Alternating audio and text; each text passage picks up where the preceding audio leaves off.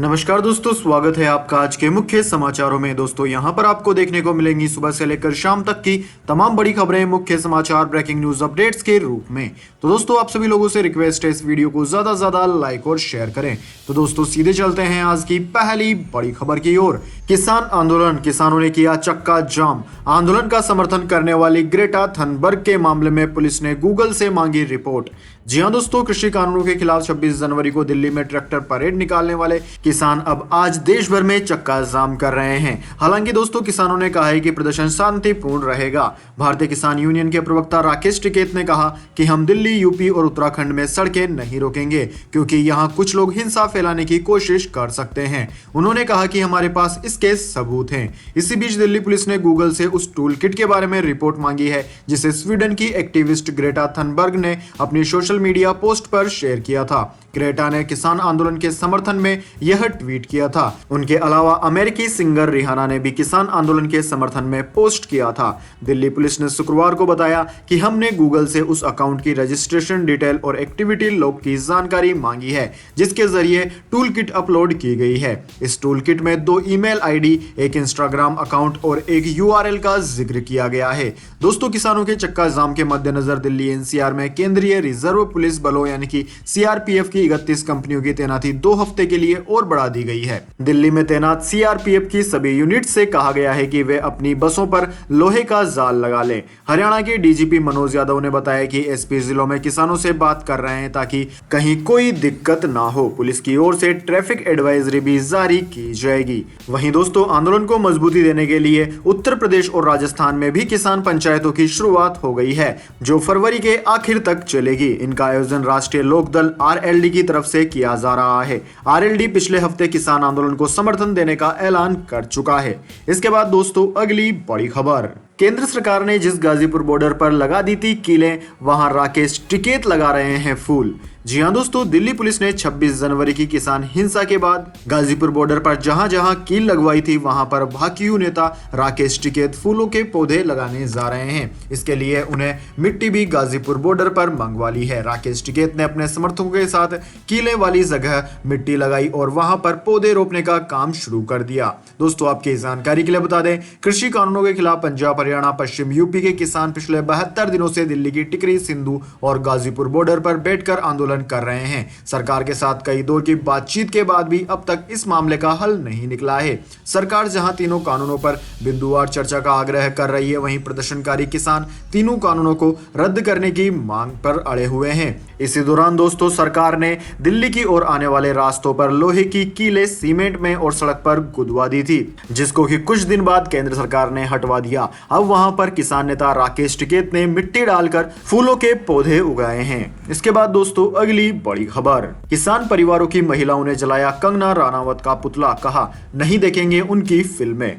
जी हां दोस्तों, social media पर काफी एक्टिव रहने वाली कंगना रनावत बीते काफी वक्त से किसान आंदोलन के खिलाफ खुलकर बोलती रही है। सेलिब्रिटी हो या आम इंसान, कंगना किसान आंदोलन के समर्थन में बोलने वालों पर खुलकर हमला करती रही है और इस आंदोलन का समर्थन करने वाले भी कंगना के खिलाफ अपनी नाराजगी पहले ही जारी कर चुके हैं। वहीं दोस्तों कंगना रनावत ने तो यहां तक कह दिया कि किसान आंदोलन में शामिल सभी लोग आतंकवादी और खलिस्तानी है। वहीं दोस्तों महाराष्ट्र के यवतमाल में किसान परिवार की महिलाओं द्वारा किए गए विरोध प्रदर्शन के दौरान हाल ही में कंगना रनावत का पुतला जलाया गया। समाचार एजेंसी आईएनएस की एक रिपोर्ट के मुताबिक इन महिलाओं ने भारी तादाद में इकट्ठे होकर केंद्र द्वारा किसान बिल वापस लिए जाने की मांग की। किसान आंदोलन को खलिस्तानी और आतंकी गतिविधि बता रही कंगना का विरोध करते हुए इन महिलाओं ने कंगना का बहिष्कार किया। दोस्तों महिलाओं ने कंगना रनावत के पुतले को जूतों से पीटा और उसके बाद उस पुतले का दहन कर दिया। इसके बाद दोस्तों अगली बड़ी खबर, आखिरकार शुरू हो गया जम्मू कश्मीर में 4G इंटरनेट। जी हां दोस्तों, जम्मू कश्मीर में पिछले कई महीनों से बंद 4G इंटरनेट सेवा बहाल कर दी गई है। दोस्तों आपकी जानकारी के लिए बता दें, पिछले साल 5 अगस्त 2019 को अनुच्छेद 370 को रद्द कर जम्मू कश्मीर से विशेष राज्य का दर्जा वापस ले लिया था। उसके बाद से ही जम्मू कश्मीर में इंटरनेट सेवाएं सस्पेंड कर दी गई थी। प्रधान सचिव रोहित कंसल ने बताया कि पूरे जम्मू कश्मीर में 4G इंटरनेट सेवा बहाल करने का फैसला लिया गया है। दोस्तों आपकी जानकारी के लिए बता दें, इस वक्त जम्मू कश्मीर में 2G सेवा चल रही है। राज्य में 4G इंटरनेट सेवा बहाली के लिए सुप्रीम कोर्ट में याचिका भी दाखिल की गई थी। नेशनल कॉन्फ्रेंस के अध्यक्ष फारूक अब्दुल्ला ने इस साल जनवरी में प्रधानमंत्री मोदी से 4G इंटरनेट सेवा बहाल करने की मांग की थी। उन्होंने कहा था कि इस सेवा के अभाव में लोगों को कई दिक्कतें हो रही है। जम्मू कश्मीर में 4G इंटरनेट पर उमर अब्दुल्ला ने कहा, देर आए दुरुस्त आए। इसके बाद दोस्तों अगली बड़ी खबर, हरियाणा सरकार ने एक बार फिर सोनीपत और झज्जर में इंटरनेट सेवा पर बढ़ाया बैन। जी हां दोस्तों, हरियाणा सरकार ने किसान आंदोलन के मद्देनजर सोनीपत और झज्जर में इंटरनेट बैन की समय सीमा को एक बार फिर बढ़ा दिया है। सरकार ने अब 6 फरवरी शाम 5 बजे तक इंटरनेट बंद करने का फैसला लिया है। इस दौरान यहां केवल वॉइस कॉल को छोड़कर इंटरनेट सेवाएं 2G, 3G, 4G, CDMA, GPRS, SMS सेवाएं, सभी तरह की सेवाएं बंद कर दी गई है। सभी डोंगल सेवाओं को भी बंद कर दिया गया है। यानी कि 6 फरवरी 2021 के शाम 5 बजे तक अब कोई भी 4G, 2G, SMS या फिर डोंगल सेवा नहीं चलेगी। वहीं दोस्तों, इससे पहले बुधवार को मनोहर लाल खट्टर सरकार ने पानीपत और चरखी दादरी में इंटरनेट सुविधाओं को बहाल कर दिया था, जबकि गुरुवार को कैथल, जींद और रोहतक को बैन के दायरे से बाहर कर दिया था। इसके बाद दोस्तों अगली बड़ी खबर, पेपल भारत में 1 अप्रैल से बंद करेगी अपनी सर्विसेज। जी हां दोस्तों, अमेरिकी online company PayPal holdings Inc ने भारत में डोमेस्टिक पेमेंट सर्विस को 1 अप्रैल से बंद करने का फैसला लिया है। कंपनी ने शुक्रवार को यह जानकारी दी। कैलिफोर्निया से सैन होजे स्थित कंपनी पेपल अब क्रॉस बॉर्डर पेमेंट बिजनेस पर ध्यान केंद्रित करेगी। इसका मतलब दोस्तों यह हुआ कि ग्लोबल कस्टमर्स अभी भी सेवा का उपयोग करके भारतीय व्यापारियों को पेमेंट करने में सक्षम होंगे। कंपनी ने एक बयान में कहा है कि 1 अप्रैल 2021 से हम अपना सारा ध्यान भारतीय व्यवसायों के लिए अधिक अंतर्राष्ट्रीय बिक्री को सक्षम करने पर केंद्रित करेंगे और भारत में अपने डोमेस्टिक प्रोडक्ट से दूर ध्यान केंद्रित करेंगे। दोस्तों, इसका मतलब यह है कि अब 1 अप्रैल से भारत के अंदर डोमेस्टिक पेमेंट पेपल के जरिए नहीं कर पाएंगे। इसके बाद दोस्तों अगली बड़ी खबर, कांग्रेस करती है खून की खेती, राज्यसभा की कार्यवाही से हटाया गया कृषि मंत्री नरेंद्र सिंह तोमर का यह बयान। जी हां दोस्तों, राज्यसभा की कार्यवाही के दौरान केंद्रीय कृषि मंत्री नरेंद्र सिंह तोमर ने कांग्रेस को खून की खेती करने वाला कहा था, जिस पर कांग्रेस ने तीखी प्रतिक्रिया दी है। हालांकि बाद में राज्यसभा की कार्यवाही से यह बयान हटा लिया गया। दोस्तों, आपकी जानकारी के लिए बता दें कि राज्यसभा और लोकसभा में बोले जाने वाले हर एक शब्द को नोट किया जाता है। यह राज्यसभा की कार्यवाही का हिस्सा होता है और इन बयानों की काफी अहमियत होती है। अतीत में भी कई विवादित बयानों और शब्दों को कार्यवाही रजिस्टर से हटाया जा चुका है। कृषि मंत्री नरेंद्र सिंह तोमर ने शुक्रवार को राज्यसभा में नए कृषि कानूनों के फायदे गिनाए और साथ ही विपक्ष पर जमकर बरसे। कांग्रेस पर निशाना साधते हुए नरेंद्र सिंह तोमर ने कहा कि खेती पानी से होती है, लेकिन खून से खेती सिर्फ कांग्रेस कर सकती है, ये बीजेपी नहीं करती है। खून की खेती वाले बयान पर कांग्रेस सांसद दिग्विजय सिंह ने कहा कि जो गोधरा में हुआ वो पानी की खेती थी या खून की खेती थी। भारतीय जनता पार्टी हमेशा से नफरत और हिंसा की राजनीति करती आई है। कांग्रेस पार्टी सत्य और अहिंसा के रास्ते पर चलती आई है। हालांकि बाद में इस बयान को राज्यसभा की कार्यवाही से हटा दिया गया। इसके बाद दोस्तों अगली बड़ी खबर, दिल्ली सरकार का बड़ा फैसला, अगले 6 महीने के लिए घटाए 20% सर्कल रेट।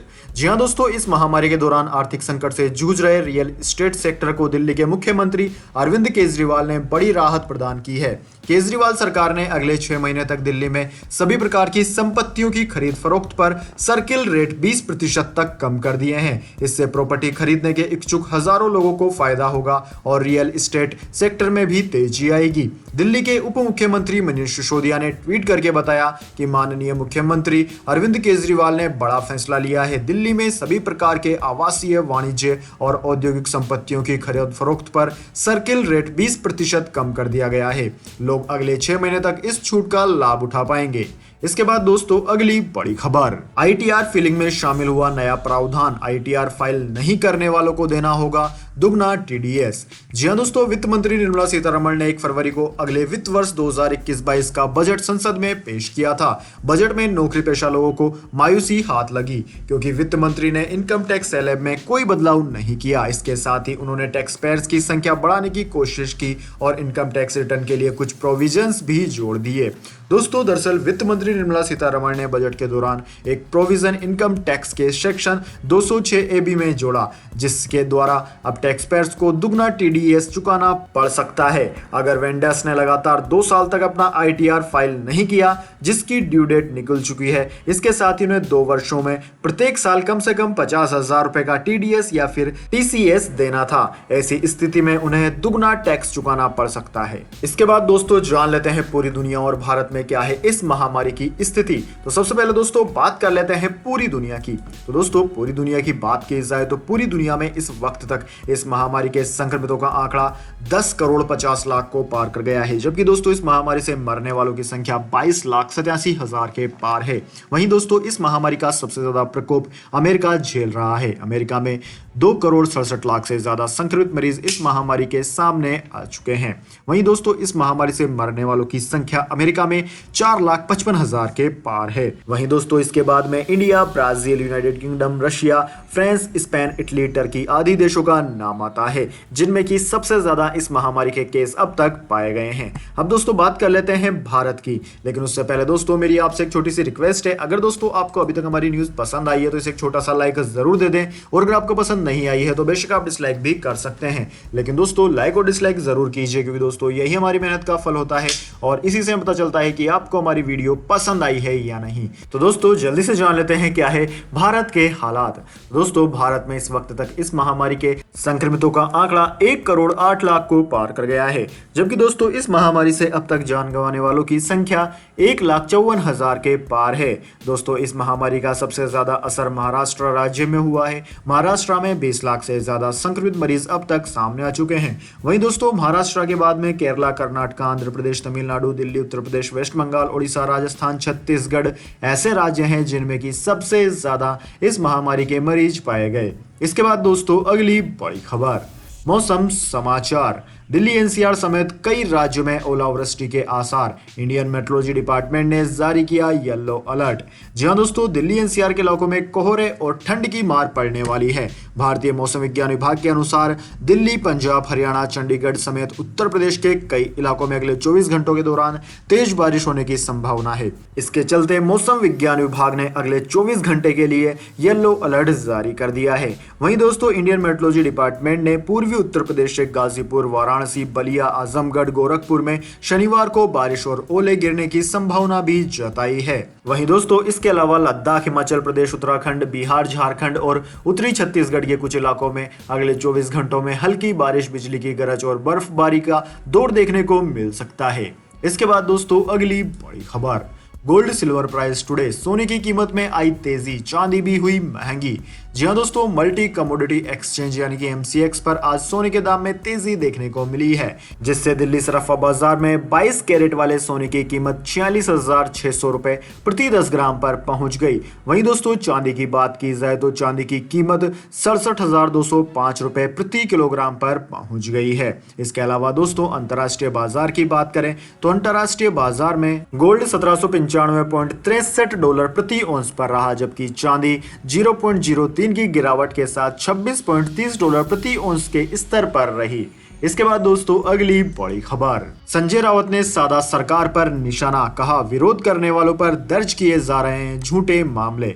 जी हां दोस्तों शिवसेना नेता संजय राउत ने शुक्रवार को ऐसे लोगों के खिलाफ झूठे मामले दर्ज कराने के लिए सरकार को फटकार लगाई है जो विरोध जता रहे हैं। राष्ट्रपति के अभिभाषण पर धन्यवाद प्रस्ताव के दौरान उन्होंने यह बात रखी।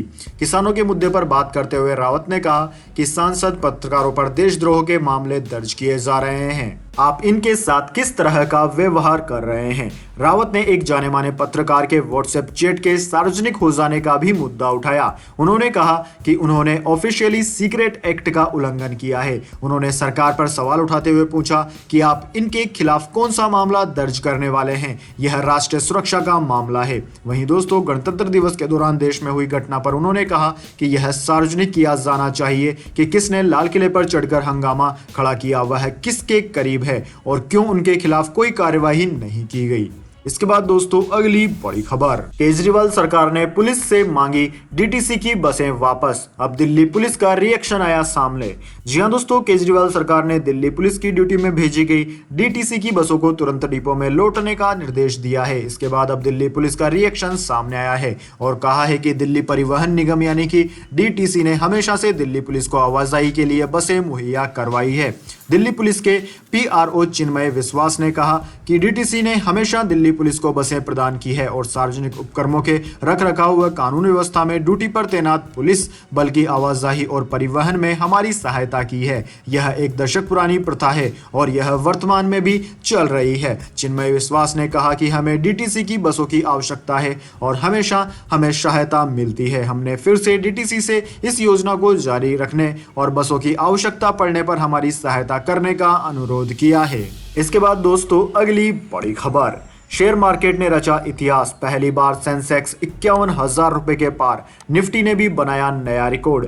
जी हां दोस्तों, 1 फरवरी को बजट पेश होने के बाद से ही शेयर बाजार में तेजी जारी है और सप्ताह के आखिरी कारोबारी दिन यानी कि शुक्रवार को भी रिकॉर्ड के साथ यह खुला। बॉम्बे स्टॉक एक्सचेंज बीएसई का प्रमुख इंडेक्स सेंसेक्स 212.90 अंक की तेजी के साथ 50,827.19 के स्तर पर खुला, जबकि एनएसई यानी कि नेशनल स्टॉक एक्सचेंज का निफ्टी 59.50 अंक की बढ़त के साथ 14,968.95 के स्तर पर खुला। वहीं दोस्तों सेंसेक्स इतिहास में पहली बार 51,000 के पार चला गया। इसके बाद दोस्तों अगली बड़ी खबर, भारत ने वैक्सीनेशन के मामले में अमेरिका, यूके, इजराइल को भी छोड़ा पीछे, 21 दिन में लगा डाले 50 लाख लोगों को वैक्सीन। जी हां दोस्तों, भारत इस वक्त दुनिया का सबसे बड़ा इस महामारी का वैक्सीनेशन कार्यक्रम चला रहा है। बीती 16 फरवरी से इस कार्यक्रम की शुरुआत हुई थी। अब केंद्रीय स्वास्थ्य मंत्रालय के अतिरिक्त सचिव मनोहर अगनानी ने बताया कि देश में 21 दिन के भीतर कुल मिलाकर 50 लाख लोगों को इस महामारी का टीकाकरण कर दिया गया है। भारत की वैक्सीनेशन प्रक्रिया दुनिया के कई ताकतवर कहे जाने वाले कई मुल्कों से कहीं ज्यादा तेज है। आंकड़ों की बात करें तो 50 लाख लोगों का वैक्सीनेशन अमेरिका में 24 दिन, यूके में 43 दिन और इजराइल में 45 दिन में पूरा हुआ। मनोहर अगनानी ने बताया कि 5 फरवरी की शाम 6 बजे तक देश में 52,90,474 लोगों को वैक्सीनेशन किया जा चुका है। इसके बाद दोस्तों अगली बड़ी खबर, रिलीज से पहले ही आरआर तोड़ेगी बाहुबली का रिकॉर्ड, थिएटर के राइट्स को मिले 348 करोड़ रुपए। जी हां दोस्तों, पैन इंडिया फिल्म्स RRR अपनी घोषणा के बाद से ही खूब सुर्खियां बटोर रही है। फिल्म 10 भाषाओं में रिलीज होगी और इसकी रिलीज की तारीख की घोषणा के बाद से केवल 5 भाषाओं के थिएटर राइट्स के लिए अब तक 348 करोड़ से अधिक का ऑफर दर्ज किया गया है। जब से फिल्म की रिलीज डेट की घोषणा की गई है तब से सभी का उत्साह 7वें आसमान पर है। दोस्तों अक्टूबर में रिलीज करने के लिए तैयार RRR को तमिल, तेलुगु, कन्नड़ और मलयालम के थिएटर राइट्स के लिए कुल मिलाकर 348 करोड़ रुपए का ऑफर मिला है। वहीं दोस्तों इसके साथ ही बॉलीवुड से भी भारी ऑफर मिल रहे हैं क्योंकि यहाँ के दर्शक भी इस फिल्म को लेकर खासे उत्साहित देखे जा रहे हैं। दोस्तों इस फिल्म ने बाहुबली 2 के रिलीज के पहले के बिजनेस को पीछे छोड़ दिया है। तो दोस्तों यह थी आज की तमाम बड़ी खबरें। इसके बाद में दोस्तों बारी आती है आज के माइंड क्विज क्वेश्चन की। जी हाँ दोस्तों, एक आसान से सवाल का जवाब देकर आप जीत सकते हैं एक अमेजिंग सरप्राइज गिफ्ट हमारे यूट्यूब चैनल की ओर से। तो दोस्तों आज का सवाल आपकी स्क्रीन पर आ चुका है। महाभारत में पांडवों की संख्या 5 थी लेकिन कौरवों की संख्या कितनी थी? जी हाँ दोस्तों, अगर आप जानते हैं कौरवों की संख्या कितनी थी तो जल्दी से कमेंट बॉक्स में लिख दीजिए। अगर दोस्तों आपका जवाब होता है एकदम सही और आप चुने जाते हैं लकी विजेता के रूप में तो आपको मिल सकता है एक अमेजिंग सरप्राइज गिफ्ट हमारे यूट्यूब चैनल की ओर से। तो दोस्तों जल्दी से अपना उत्तर कमेंट बॉक्स में लिख दीजिए, वीडियो को लाइक कर लीजिए और चैनल को सब्सक्राइब करके बेल आइकन भी दबा लीजिए। धन्यवाद। वंदे मातरम, जय हिंद, जय भारत।